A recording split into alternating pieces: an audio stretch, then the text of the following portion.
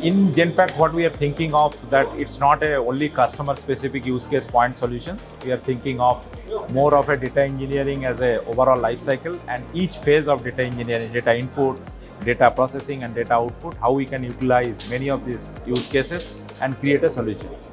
So good news is that we have created 7 solutions so far, mapping to the 3 different phases as I spoke: input, processing and output. One of the use case as I spoke in this conference also, that how you can convert, right, a legacy code to a modern code. So how the generative AI can help very easily is that if you are able to create a good output based on one of the data lineage product or data lineage solutions that you have, so then that output you can actually put it into the LLM and it can actually create the code.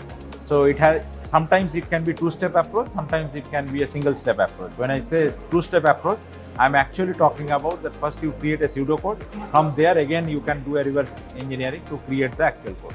So one of the thing is that, as we all know, right? So generative AI skills are very different than whatever we have seen in the past in any of the technology revolution. So therefore your skill for people would be very different. For example, prompt engineering, how can you ask a good question? Not that how can you give a good answer. So that's the difference. So therefore asking a good question is a very different skill than giving a good answer. So LLM can give a good answer if you can ask a right question. So that's the fundamental challenge or shift in the skill part.